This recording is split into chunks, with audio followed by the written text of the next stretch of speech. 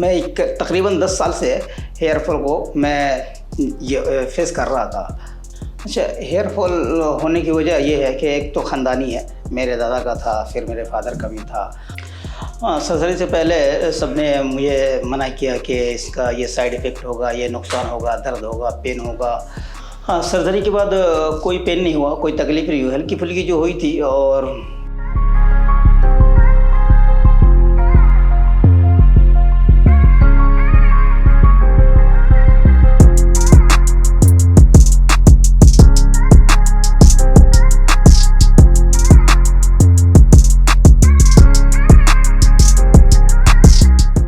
हाँ, मेरा नाम फिरोज़ अंसारी है और मेरी एज 38 ईयर है और मैं बिहार से हूँ। और 1 मंथ पहले मैंने ट्रांसप्लांट कराया था और अब मैं फर्स्ट PRP के लिए आया हूँ मैं।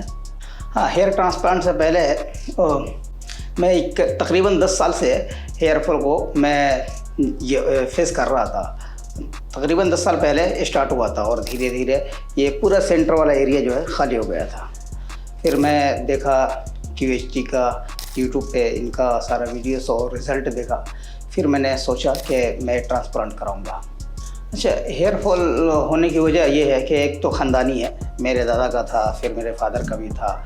और फिर कई जगहों पे, मैं बिहार से हूँ तो बहुत सारी जगहों पे आना जाना होता है, तो पानी की भी प्रॉब्लम है, कहीं कुछ है कहीं कुछ है, इसकी वजह से। और मैं गल्फ़ में रहता हूँ तो वहाँ गर्म पानी से नहाना होता है, कि ये भी वजह है, इसकी वजह से। ये सब कुछ सारी वजह हैं। मैंने ट्रांसप्लांट से पहले मैंने सोचा था कि हेयर पैच लूँ, लेकिन फिर मैंने सोचा कि नहीं, ये बिल्कुल नेचुरल नहीं लगेगा और उससे मेरे दिल को इत्मीनान भी नहीं रहता है कि वो बेहतर होगा। फिर मैंने सोचा कि नहीं, ट्रांसप्लांट ही कराऊँगा। QHT आने से पहले मैंने 2-3 क्लिनिक में मैंने बात किया और यूट्यूब पे बहुत सारे वीडियोस देखे, सबके देखे। वो क्लिनिक भी अच्छे थे, लेकिन प्राइस की वजह से उनसे बात नहीं बन पाई। और फिर मैंने फाइनली इधर जब कांटेक्ट किया तो प्राइस भी अच्छा था और इनका सब वो ट्रांसप्लांट का रिज़ल्ट बहुत बेहतर था। इसके लिए मैंने चूज़ किया QHT को। जब मैं QHT से कांटेक्ट किया और तो उन्होंने मुझे, जब उनसे बातचीत हो रही थी तो उन्होंने बताया कि 5500 ग्राफ्ट लगेंगे, थोड़ा कम ज़्यादा भी हो सकता है। तो जब मैं यहाँ आया और तो सर्जरी के टाइम 5700 ग्राफ्ट इन्होंने लगाया। और डॉक्टर के साथ कांटेक्ट ताल्लुकात बहुत अच्छे रहे और सारे स्टाफ का बहुत प्यार मिला। तो मेरा दिल को बड़ा सुकून मिला, बहुत खुशी हुई। और भी बीमारियों के लिए हम बहुत सारी जगहों पे जाते हैं तो डॉक्टर का इतना तवज्जो हमारी तरफ नहीं होती, इतना ध्यान नहीं होता, उनसे इतना उनके तरफ से सेटिस्फाइड नहीं हो पाते हम। लेकिन यहाँ आके बहुत खुशी हुई। मतलब ये है कि यहाँ अगर हम ट्रांसप्लांट कराते हैं तो एक तो रिज़ल्ट बेहतर है और पैसा वसूल, सबका प्यार मिलेगा, सबकी मोहब्बतें मिलेंगी आपको, बड़े खुश होकर आदमी यहाँ से जाएगा। हाँ, सर्जरी से पहले सबने मुझे मना किया कि इसका ये साइड इफ़ेक्ट होगा, ये नुकसान होगा, दर्द होगा, पेन होगा। और मेरे घर वाले तो मुझसे लड़ रहे थे कि ना जाओ। मैं क्लिनिक पहुंच गया था, हॉस्पिटल पहुंचने के बाद ही मेरे घर से फ़ोन आ रहा था, वापस आ जाओ। लेकिन फिर फिर सबके कहने के बाद मेरे दिल में भी एक शक पैदा हो गया, हो सकता है सब लोग कह रहे हैं तो कुछ नुकसान होगा, इसका कोई साइड इफ़ेक्ट होगा। तो मैं जब डॉक्टर से बात किया तो उन्होंने बताया, समझाया कि नहीं, इसका कोई साइड इफ़ेक्ट नहीं है, इसका कोई नुकसान नहीं है। और ये सर के ऊपर जो खोपड़ी है, खोपड़ी के ऊपर 7 लेयर्स होता है इसकी। तो ये और सर्जरी जो है टॉप के 2 लेयर्स में होता है। तो ये बात मुझे बहुत समझ में आया और जो मेरे अंदर डर था, एक शक शुबहा था, वो सब कुछ ख़त्म हुआ। और इस ट्रांसप्लांट के दौरान कोई भी पेन नहीं हुआ, कोई तकलीफ़ नहीं, हल्की फुल्की सी होती है, वो इतना नहीं होता। तो बेहतर था और ये बेहतर एक्सपीरियंस था। और मेरे जो ग्राफ्ट निकाले गए थे, बाल निकाले गए थे, कुछ डोनर एरिया से लिए गए थे और कुछ बियर्ड एरिया से भी लिए गए थे। और सर्जरी के बाद डॉक्टरों ने बताया कि आपको कैसे रहना है, क्या करना है, कितना केयर करना है। मुझे बताया गया था कि कम से कम 15 दिन तक धूप में नहीं जाना है, ज़्यादा हवा में नहीं जाना है, कैप लगा के रहना है और बहुत केयरफुल और सीधे सोना है, स्ट्रेट सोना है, नहीं इधर को सर करना है, नहीं इधर को सर करना है। और बहुत सारे टिप्स बताए थे, उसको मैंने फॉलो किया और बेहतर था, अच्छा था। और आज मैं 1 महीने बाद आप सबके सामने हूँ और आप सब लोग देख सकते हैं। हाँ, सर्जरी के बाद कोई पेन नहीं हुआ, कोई तकलीफ नहीं हुई, हल्की फुल्की जो हुई थी और बेहतर था और कोई ज़्यादा नहीं हुआ। और डॉक्टर का हमेशा मेरे संपर्क में थे, कांटेक्ट में थे, कंटिन्यू हॉस्पिटल से फ़ोन जाता था और डेली ये फ़ोटो लेते थे कि फ़ोटो लेके भेजिए, शेयर कीजिए, देखें।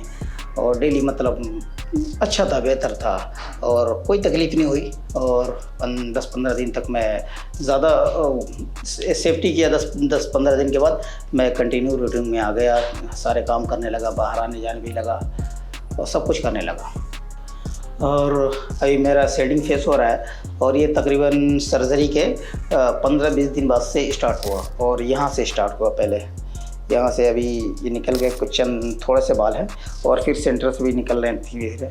और मुझे बताया गया था कि ये बिल्कुल नेचुरल है और ये 3 महीना 4 महीना तक तकरीबन रहेगा और ये आएगा 70% 80% अभी तक भी हो सकता है, किसी का कम भी होता है, किसी का 70-80% तक पहुँच जाता है। फिर वो 3-4 महीने बाद वो नए बाल फिर आने स्टार्ट होंगे। फिर वो 6-7 महीने बाद ये बिल्कुल सर भर जाएगा बालों से। और ये मुझे बताया गया था और ऐसा हो रहा है और मैं रिज़ल्ट के लिए बहुत एक्साइटेड हूँ और इंतज़ार कर रहा हूँ, वेट कर रहा हूँ रिज़ल्ट का। और इंशाल्लाह उम्मीद है कि बेहतर रिज़ल्ट आएगा।